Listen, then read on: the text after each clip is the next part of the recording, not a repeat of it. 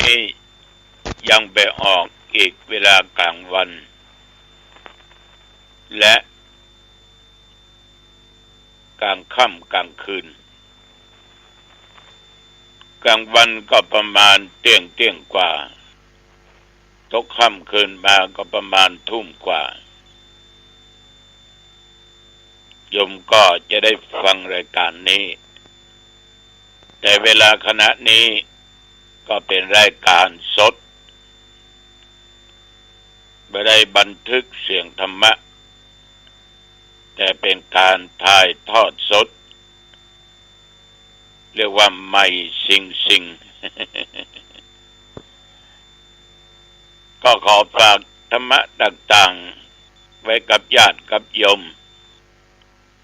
นำไปคิดพิจารณาเป็นธรรมะง่ายๆก่อนอื่นที่จะได้นำเอาธรรมะมามาจาก็ไหว้พระสวดมนต์ในฐานะที่พวกเราทุกคนเป็นชาวพุทธมีพระพุทธพระธรรมพระสงฆ์เป็นสรณะที่เพิ่งมีหลักธรรมหลักวินัยเป็นข้อประพฤติปฏิบัติเป็นข้อห้ามเอาก็ไหว้พระรัตนตรัยกันเพื่อเป็นมงคลต่อไปก็ตั้งใจเนื้ออรหังสัมมาสัมพุทโธภควาพระผู้มีพระภาคเจ้าเป็นพระอรหันต์ดับเพลิงกิเลสเพลิงทุกข์สิ้นเชิงตรัสรู้ชอบได้โดยพระองค์เองพุทธังภควันตังอภิวาเทมิ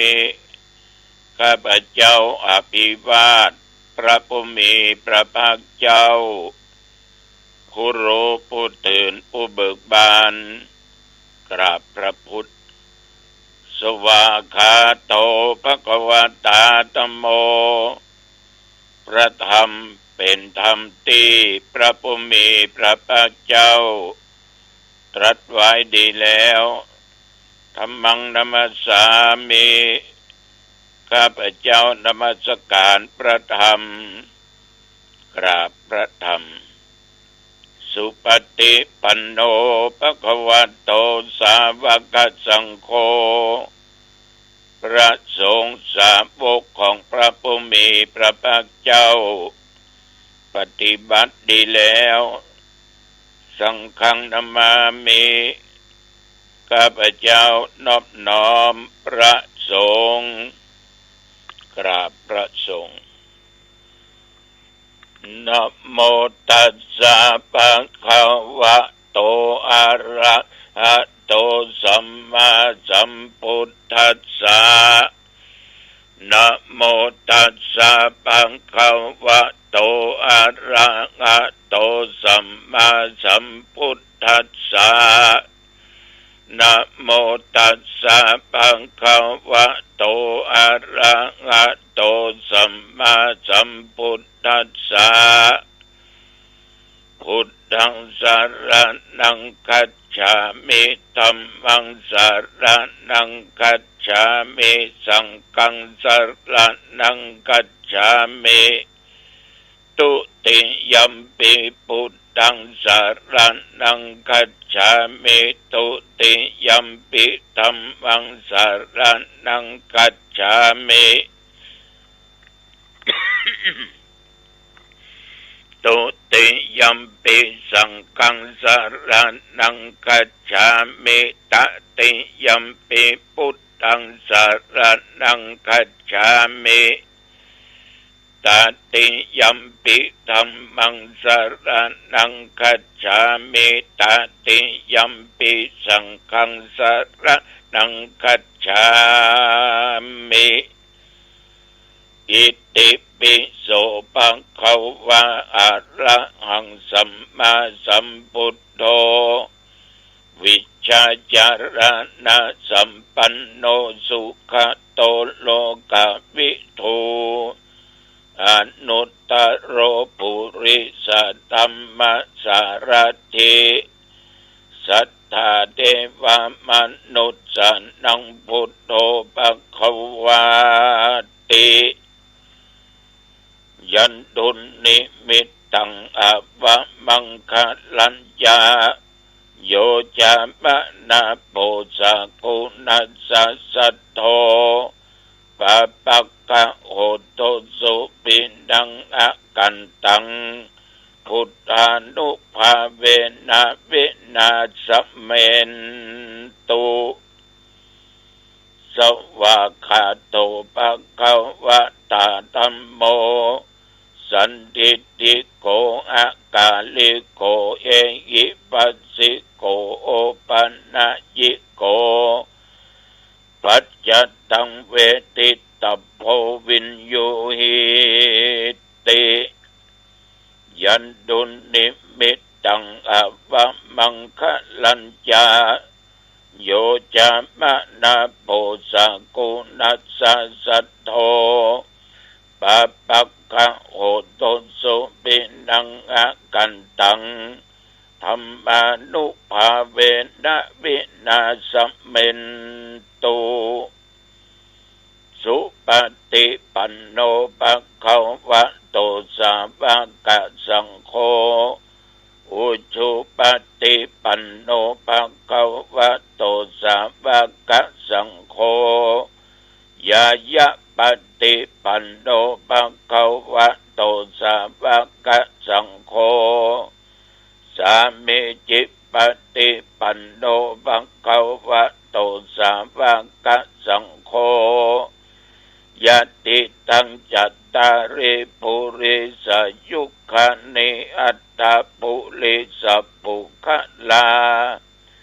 เอสะภะคะวะโตสาวกสังโฆอาหุนายโยปะหุนายโยตักขินายโยอัญชลิกะระนิโยอนุตตรังปุญญเขตังโลกัสสาติยันตุนิมิตตังอวมังคลัญญาโยจามะนาโปสะกุณัสสะสัทโธปะปักขะโหโตสุปินังอากันตังสังฆานุภาเวนะวินาสเมนตุโพชังโคสติสังฆาโตธัมมานังวิจัยโยตถาวิริยัมปิติปัสสติโพชังคาจะตถาปะเร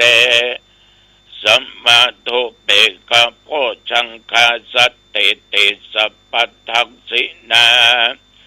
มุนินาสัมมาทัคขตาภเวตาภาอุลิกตา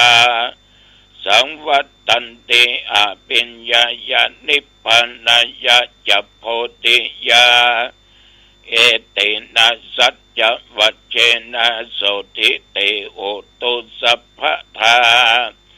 เอกัสสมิงสัมมะเยนะโทโมคัลลานัญจักกัสสปังขิลาเนตุกิเตติสวะโพชังเทสัตตะเทสัญเยเตยะตังอาปินันติตวโรคามุจจิงสุตังคะเนเอตินาสัจจวัชเชนะโสทิเตโอตุสัพพทาเอกทาธรรมราชาปิเขลัญเยนะปิปิริโตจุนตเตเรนะตัญเยวะพันนาเปตวนาสะทะลังสัมโมติตัวอย่างอาปาตาตัมมาบุตตาสิธานะโสเอเตนะสัจจวัชเชนะโสติเตโอตุสัพพทาปะหินาเตจะอาปาทาตินันนัมปิมะเหสินังมัคคะอัตตะกิเลสะปะปัตตานุปติธัมมะตังเอเตนะสัจจวัชเชนะโสทิเตโอตุสัพพทาส สักกัตตัวพุทธรัตนังโอสัตถังอุตตมังวรังเยตังเทวมนุสสานังพุทธเตเชนะโสตินานัสสันตุปัตตวาสเปตุขาวุปัสสเมนตุเตสักกัตตัวตัมมะระตันนังโอสัตถังอุตตมังวรังปริราอุปัสสมันนังธัมมะเตเชนะโสตินานัสสันตุปัตตวาสเปพยาวุปัสสเมนตุเตสักกัตตัวสังฆรัตนังโอสัตถังอุตตมังวรังอาหุนายังปะหุนายังสังฆเตเชนะโสตินานัสสันตุปัตตวาสเปโรกาวุปัสสเมนตุเตนัตถิเมสรนังอัญญังพุทโธเมสรนังวรังเอเตนะสัจจวัชเชนะโอตุเตชะยะมังคลังนัตถิเมสรนังอัญญังธัมโมเมสรนังวรังเอเตนะสัจจวัชเชนะโอตุเตชะยะมังคลังนัตถิเมสรนังอัญญังสังโฆเมสรนังวรังเอเตนะสัจจวัชเชนะโอตุเตชะยะมังคลัง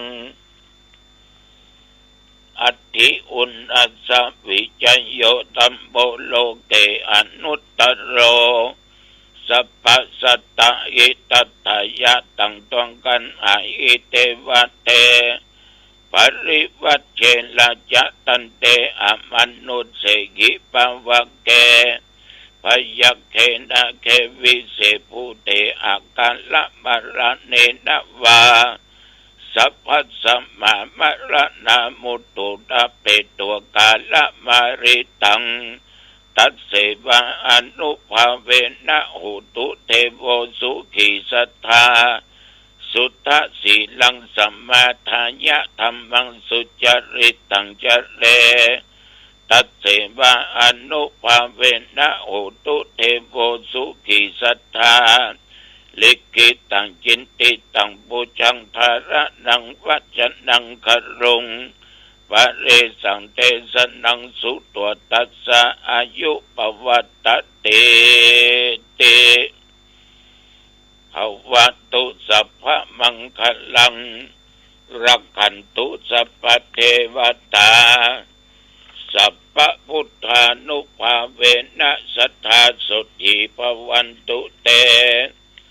ภวัตุสัพพะมังคลังรักขันตุสัพพะเทวตาสัพพะธัมมานุภาเวนะสัทธาสุขีภวันตุเตภวัตุสัพพะมังคลังรักขันตุสัพพะเทวตาสัพพะสังฆานุภาเวนะสัทธาสุขีภวันตุเต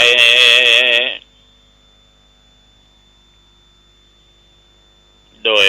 พุทธานุภาพธรรมานุภาพสังฆานุภาพบทสาธยายมนต์โพชฌังคะปริตยันตุนิมิตตังสักกตัวอธิอุณสสะวิจัยโยขอบุญแห่งพระพุทธเจ้าคุณแห่งพระธรรมเจ้าคุณพระสังฆเจ้ามนต์อันศักดิ์สิทธิ์เหล่านี้จงมารักษายังตนตัวข้าพเจ้าและญาติโยมเยียงใจทั้งหลายทุกผู้ทุกคนแม้นว่าได้ตรงโรกาเปียธิอันนักหนาปาป้านทั้งนอกทั้งในกายกินยุกกินยาหมอรักษาก็บ่ห้อมบ่หายขอพุทธานุภาพธรรมานุภาพสังฆานุภาพมนต์อันศักดิ์สิทธิ์เหล่านี้จงกำจัดโรคภัยไข้เจ็บอันร้ายอันหนักที่เกิดขึ้นกับตัวข้าพเจ้าและญาติโยมท่านผู้ฟังขอให้อันตรธานสูญหาย แม้นว่าตนข้าพเจ้าและญาติโยมเดินทางไปเหนือใต้ตกออกไกลและไกลของือปลอดภัยจากภัยอันตรายต่างๆอุบัติภัยก็ดีภัยเกิดจากโจรก็ดีโรคภัยไข้เจ็บก็ดีทุกสิ่งทุกอย่างที่เป็นภัยอย่าได้มากำมากายมีสติและปัญญาบัดตั้งตัวตนในความประมาทแม่นว่าญาติโยมทุกท่านค้าขายอีกก็ฮื้อมาค้าขายก็ฮื้อขึ้นจำเริญด้วยโภคทรัพย์สมบัติเกี่ยวแหวนเงินทองยิ่งขึ้นไปจำเริญในหน้าที่และการงานอายุวันนะสุขภละจงบังเกิดมีแก่ทุกคนขอข้าพเจ้าทั้งหลายนี้มีความสุขปราศจากความทุกข์ปราศจากเวรปราศจากอุปสรรคอันตรายและการเบียดเบียนทั้งปวงขอข้าพเจ้าทั้งหลายปราศจากทุกข์กายทุกข์ใจมีความสุขกายสุขใจรักษาตนรอดพ้นจากทุกข์เหมือนกันทั้งหมดทั้งสิ้นแดดเตอะกรมอุตุได้ประกาศกรมอุตุประกาศว่าอากาศมีการเปลี่ยนแปลงมีฝนตกในบางแห่งบางที่อากาศเริ่มร้อนทั้งกลางวันและกลางคืนแต่ตอนเช้าวันนี้พอดี24 ชั่วโมงที่ผ่านมานั้น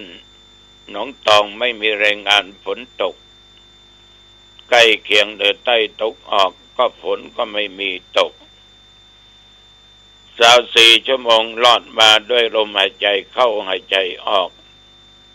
นับว่าหมู่เฮานั้นมีบุญได้อยู่อีก24 ชั่วโมงและพวกเราต้องอยู่ต่อไปท่านทั้งหลายแต่ว่ากินข้าวงายแล้วก็ได้ออกจากวัดจักว่าไปที่งานข่าวดำบ้านอ้อยตำบลห้วยทรายอำเภอแม่ริมญาติกาฝ่ายทั้งแม่ได้ถึงแก่กรรมก็เลยไปกินไปทานไปร่วมทำบุญกับญาติพี่น้องประมาณบ่ายโมงบ่ายสองก็กลับตอนค่ำตอนคืนขึ้นแล้วที่ผ่านมาก็ไปเทศนาธรรมณที่บ้านดอนเป่าอำเภอแม่วางจังหวัดเชียงใหม่คนที่จากไปอายุได้61 ปีเป็นสภาวะโรคมาหลายปีหลายวันหลายเดือนทั้งลูกอันเป็นลูกประจายก็เคยเป็นลูกศิษย์ลูกหาจึงนิมนต์ไปเทศนาธรรมและร่วมทำบุญครับมาวัดก็3 ทุ่มกว่าขอบใจต่อญาติโยมทุกคนที่มีความสงบทั้งกายทั้งวาจาทั้งด้านจิตใจตั้งอกตั้งใจฟังกันโดยดีตลอดสุดสู่สังละพะเตปุญญังการตั้งใจฟังย่อมเกิดบุญตั้งใจฟังย่อมเกิดปัญญาเรียกว่าเอาไปงานนั้นได้กำไรนอกจากได้อาหารตั้งใจก็ได้อาหารทางกายเพื่อเลี้ยงข้าวต้มขนมกาของว่างกาก็เลยเป็นเรื่องประเพณีที่เพิ่นเลี้ยงกันฉะนั้นต้องขอบใจเป็นอย่างมากวันนี้กิ่งก็ง่ายแล้วก็จะไปที่สถานีวิทยุขึ้น96ใกล้คำหอคำหลวงนั่นแหละจะไปเทศนาธรรมมาลัยโพธิ์ท่านผู้อำนวยการปัญญาตาลไปหาผู้มีพระคุณทั้งหลายที่ล่วงลับดับขันธ์พร้อมด้วยเจ้า4 โถนสวดมาติกากันกี่ข้างง่ายแล้วจะไปละนะบืนปะกันเนอร์ที่วัดตาพายุตำบลสันพักหวานอำเภอหางดงจังหวัดเชียงใหม่รายการธรรมะสัญจร ของทางเทศบาลตำบลสันพักหวานและคณะสงฆ์ตำบลสันพักหวานจัดธรรมสัญจรขึ้นปะตุลุงบึนประมาณ2 ทุ่มที่วัดเท้าพายุตำบลสันพักหวานอำเภออ่างดงจังหวัดเชียงใหม่ศรัทธาสาธุชนญาติโยมท่านผู้ฟังเมื่อตะวันวานนี้ก็ได้ได้จ๋าสนทนาธรรมกับญาติกับโยมเพิ่นก็ได้ถามว่าอันบุญเนี่ยนอกจากการรักษาศีลภาวนาแล้วมันมีทางอื่นก่อที่เนี้ยอย่างจะได้บุญสมมุติว่าเฮาก็บ่ได้ทานนะแต่เฮาก็เป็นคนที่เรียกว่าเวลาเพิ่นกระทำบุญนั้นเฮาก็ยินดีกับเพิ่นเฮาจะได้บุญก่อถ้าถามอย่างนี้ตอบทันทีว่าได้บุญนั้นน่ะเกิดจากการยินดีในเมื่อคนอื่นนั้นเพิ่นสร้างสิ่งที่ดีๆเพิ่นเรียกกันว่าปัฏฐานุโมทนาใหม่สมมุติว่าบ้านไหนคนใดเพื่อนฝูงก็ดีเพิ่นก็ทำบุญทานพระป่ากฐินก๋วยสลากหรือบางอันสงเคราะห์คนยากคนจนหรือบางอันก็สร้างนั้นแปลงนี้ถวายเป็นทานในพระพุทธศาสนาถวายภัตตาหารแก่พระสงฆ์องค์เด่นทำบุญตักบาตรเพิ่นไหว้พระสวดมนต์เอาก็ยินดีกับเพิ่นบักคัดบักขวางมีจิตใจอันใสสะอาดเอายินดีนักๆเพิ่นเนอยินดีนักๆเพิ่นเนอที่ได้กระทำบุญนะอันนี้ยังบักคับพร้อมเตื้อเนาะโยมทั้งหลายมันก็ได้บุญละเพราะเอาเป็นคนใจดีเป็นคนมีจิตใจเป็นบุญบางคนนี่เพิ่นทำบุญนี่สะปะสะเปดทำความพอใจก็มีแต่ใดก็คนไปช่วยคอยกะคนไปต้านไปกินเนี่ยกะเหมือนชิบหายหมดอะคอยโยนเปิ้นอิจฉาเปิ้นสาบแจ้งเปิ้นอันนี้บาปบาหันตัวบักกะทำเปิ้นทำตัวทำบ่ได้ก็ไปว่าไปเดือดไปด่าเปิ้นมันมีลูกคนหออย่างเงี้ยนะก็ถามคุณโยมว่าโยมพระก็อย่างนี้ก็พระเหมือนกันหลวงพ่อบางเตื้อเปิ้นทำบุญนั้นนี่เปิ้นประกาศวันนั้นเปิ้นก็หอมคนนี้ก็หอมวัดมั่งวัดมีเหมือนชิบหายหมดอ่ะใจมันเป็นบาปใจมันใจเป็นบุญฉะนั้นเปิ้นทำถ้ามีความยินดีกับเปิ้นกับคนอื่นเขาบุญกุศลก็เกิดกับตัวเฮาบางสิ่งบางอย่างนั้นท่านทั้งหลายเอาได้กระทำช่วยเหลือคนอื่นทำดีแก่คนอื่นนะบุญต่างๆนั้นมันก็จะเกิดแก่เฮาเอาได้ร่วมไม้ร่วมมือทำบุญร่วมซึ่งกันและกันมันก็เป็นสิ่งที่ดีสิ่งดีเนี่ยมันเป็นบุญเป็นกุศลหรือบางอันเปิ้นมีการมีงานบุญต่างๆเอาก็ไปช่วยคนขวายช่วยเปิ้นเนี้ยนั้นช่วยเปิ้นเนี้ยนี้อย่างงานศพงานสร้างงานวัดกันว่าเอามีปัจจัยเงินทองสิ่งของไปร่วมใจแห่งสู้ไปยกขันโตกเอาก็ยกขันโตกเปิ้นเก็บถ้วยเก็บจานเอาก็เก็บถ้วยเก็บจานเปิ้นกางเต็นท์เอาก็กางเต็นท์เปิ้นกางโต๊ะกางเก้าอี้เอาก็จัดการปัดกวาดทำความสะอาดร่วมเปิ้นอันนี้ก็ได้บุญเพราะใดญาติโยมเอาคนขวายรับใจช่วยเหลือคนอื่นอย่างงานศพงานสร้างเนี่ยโยมต้องช่วยกันคนเต็นท์โต๊ะตั้งมานั่งถ้วยจานกะละมังทางเปจะกินก็ยกมาช่วยกันกินแล้วก็ยกมาล้างช่วยกันอันนั้นมันเป็นการคนขวาย ก็ทำให้เกิดบุญเกิดกุศลแต่บางคนนี่ไปบัดจ้อยแล้วก็ปากบดีตำหนิติเตียนเป็นอย่างอันอย่างอีก็ไปนั่งเฉยๆบัดจ้อยก็ได้บุญแล้วนะแต่ว่าไปเสียกับปากไปว่าคนนั้นเล่าขวนคนนี้ติสินนินทาเปิ้นแต่สลิดเขาได้บุญกะต่อมานี่ไปจอมเบ็ดวันค่ำไปตกป่าวันค่ำวันนี้แต่งมาช่วยการช่วยงานเอาสลิดหรอปากบดีปากว่าเป็นสุขมันนะสร้างบาปกรรมทางวจีกรรมของมันตัวเองการกระทำบุญถ้ามีจิตใจอ่อนน้อมวาจาอ่อนน้อมกายก็อ่อนน้อมทำบุญด้วยการที่ประพฤติทางกายวาจาใจอ่อนน้อมญาติโยมก็ได้บุญอันประเสริฐฉะนั้นเรื่องบุญเนี่ยมันอยู่ที่การกระทำของเราการแสดงของเราแล้วเวลาตัวเจ้าเทศน์อย่างเวลาประเดี๋ยวนี้โยมก็ตั้งอกตั้งใจฟังไหว้พระร่วมกับตัวเจ้าวัดหนองตองโอ้ได้ถึงบุญได้ถึงปัญญานะเพราะเอานั้นได้กระทำสิ่งที่เป็นมงคลต่อชีวิตได้ยินได้ฟังแล้วได้ศึกษาแล้วได้ปฏิบัติแล้วเอาสิ่งที่ดีๆที่เราได้ยินได้ฟังไปอู้ไปจาแก่คนอื่นหรืออันไปนั่งสนทนากันนอกปะกันงานนั้นงานนี้อู้เรื่องศีลเรื่องธรรมเรื่องกินเรื่องทานคนอื่นได้รู้ตามทำอันนั้นมันเป็นบาปเนอะมันบ่ดีทำอันนี้มันเป็นดีมันเป็นบุญ